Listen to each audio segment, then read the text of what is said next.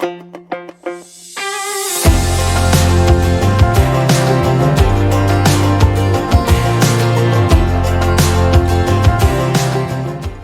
and welcome to PE Value Drivers, conversations about driving value in private equity.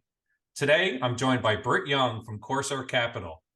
Brit is an operating partner of Corsair's buyouts based in New York.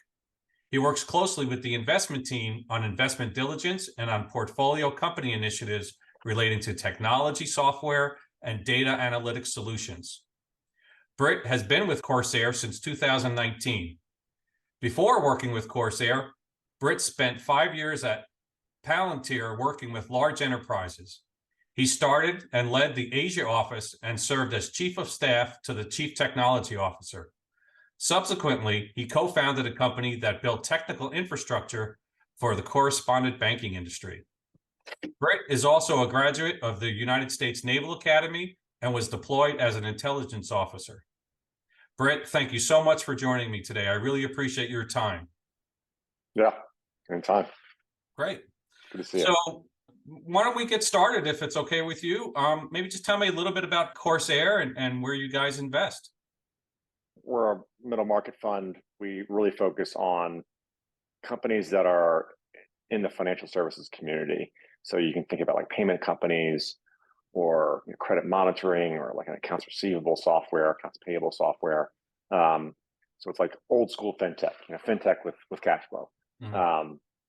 And it's a super interesting space because you have, all of these companies are providing services that maybe, 20 or 30 years ago, banks might be doing, but because of just how the banking industry has evolved, a lot of entrepreneurs have been able to fill the gaps.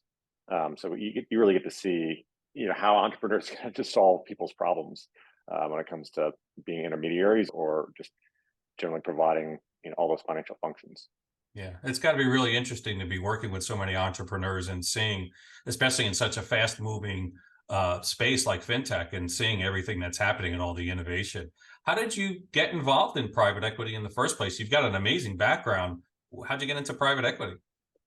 Yeah, it's certainly what they would call a non-target background. I just kind of stumbled into it.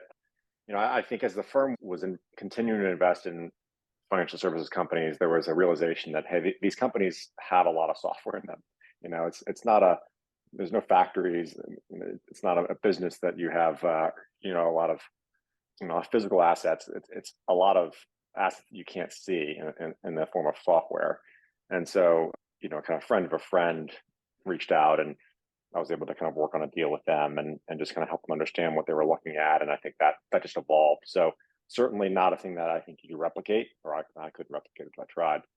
Was able to provide, some value and just kind of helping them understand what was real and what wasn't real, and what was banker speak and what was, actually something we could invest in and underwrite.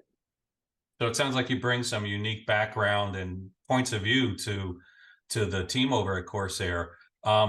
Is there anything in particular you think that really, from your background, that really makes you well suited to the private equity environment in particular, or working with the portfolio companies? Yeah, I think a lot of it, if you've got a different background, there's some pattern recognition that you can bring to the table, and being able to see the risks and opportunities early or earlier than others is a valuable thing. And I think that's a sentiment that a lot of operating partners have. It's like, hey, it's not that the people around us aren't smart. They're very smart. They just haven't seen some of these things before. And so really a lot of the value that I bring is being able to see the pattern or the anti-pattern, and whichever is the case, and then be a change agent to motivate people to do something about that risk or opportunity. And that's really a lot of what someone with a non-standard, non-target background brings to any investment team. Mm-hmm. Can you share a little bit more about how you tend to work with the investment team when you get involved, and how do you work with them throughout the whole period of an investment? It's really interesting to hear how different operating partners interact through the deal process. For me, I like to get involved when it's time to dig in and start to identify the work streams for an investment. What are the diligence work streams that we're gonna lay out? And so whether that's free LOI, post LOI, exclusivity, wherever that ends up being, where we start talking about, okay, what are the key questions here? That's where I want to be in the room and be able to contribute and say, okay, this is a work stream that we want to spend time on, or no, this is not a key risk. The old Dr. Seuss quote. Sometimes it's the questions that are complicated and the answers that are easy. Yeah. Knowing what questions to ask earlier on can kind of shape the entire narrative of the investment, of how you bring it to IC, how you think about what the value creation plan is, all of that. You can set yourself up in a position to go down some rabbit holes, maybe wish you'd spent time in other places if you get involved earlier. And so that for me is where I would like to get started. And then obviously through the whole deal process, sign, close, it doesn't really end for an operating partner at sign and close. It's kind of, that's when the work actually starts. Sure. So yeah, it's getting involved at the right spot, but you don't want to be in too early, because there's not necessarily a lot of value you can bring to the table sometimes. And if you get involved too late, then the train has already kind of left the station in some cases. Yeah. So, and it's interesting. It sounds like you kind of got to pick the right spot in, and I would imagine some of that depends on, by the individual deal. How do you for tend sure. to build? That's exactly right. Yeah. How do you Because tend to every build? deal, I mean, how deals are like, some deals, every deal is a story, right? There's a deal Yeah. mechanics. There's like this meta investment process of like how the deal came to be, and the story of the deal. And the investment team is dealing with that on a day-to-day basis. It's, and sometimes I don't want to use the word drama, but there could be a drama. There's a back and forth. It's an emotional roller coaster. I think anyone would tell you that. And, as an operating partner, you don't want to be adding to that, and frankly, you don't even want to, even if you can separate yourself from that, that's actually a good thing. If you can keep yourself a little bit of distance from the drama of the deal, because it's a lot for the investment team to deal with. And so you want to be supportive in that process and accretive, and trying to bring calm and clarity to that process. And then that's an area where you really have to, have some reps and understand, what these guys have to go through when you're going through a competitive process, because it is, it's tough. Yeah, I'm sure there's a lot of relationship building there with the deal team and the investment team. Yeah. How do you think about building the relationship with the portfolio company management? I mean, it starts with the diligence process. I mean, obviously, we're all human beings. First impressions matter, and all that kind of, all those cliches. But I think for us, or for me at least, it's about, we started off on the foot of, hey, let's show you the work that we've done. So post signing, this is the work we've done. This is what we thought of the asset. Tell us, what we got right and what we got wrong, and what's not fair, or what should we have known, and really sharing that work. That having that transparency, starting it off on the relationship off on that kind of foot, it's a better way to start the marriage.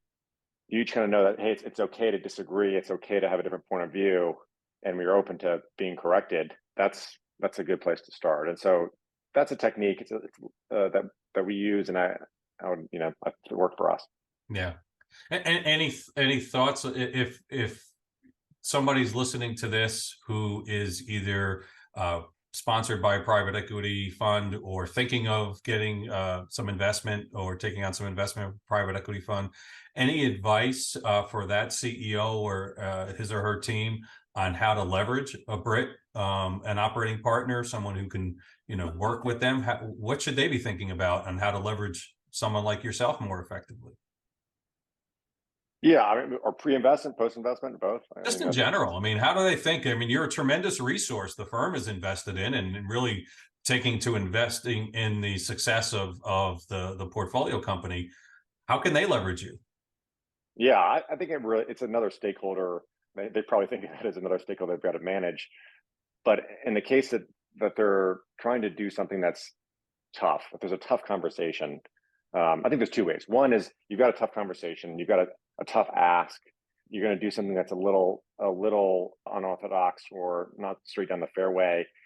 Having an operating partner look at that and give their blessing, so to speak, can be really helpful. It can give comfort to other folks. It's like, hey, no, we can offshore this, or we can onshore this, or whatever the thing is. I think it can make the conversation just easier with the board. And I think on an ongoing basis, I think every organization has what I would call kind of like a skip level conversations. They've got there's people that are talking to people that aren't necessarily in an org chart, right? That's just not how humans Yeah. work. Humans don't just like go up and down an org chart. It's not Yeah. software. And so you have a problem as any senior leader, and that's whether you're in the government or whether you're at a corporation or uh, whether you're the patriarch or matriarch of a big family. The senior leader gets told what people think the senior leader wants to hear. And so some CEOs, do feel threatened by folks talking to folks in their organization. But I would, counter and say, look, you have a really challenging job where people know the power dynamic, they know who you are, they know what your job title is. You're not going to get unvarnished raw data. That's just not how it works. Once you become a senior leader, this is a resource for you to get more data about your company and what's going on within your company. Doesn't mean it's right.